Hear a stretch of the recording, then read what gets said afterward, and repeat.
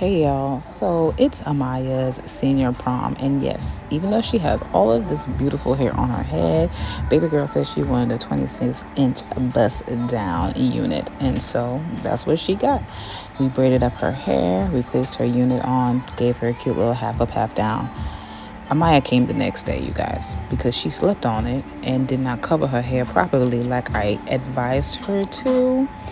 And so I had to do the whole updo all over again, but it's okay because I love her and she's a great kid. So we did that and watch me work.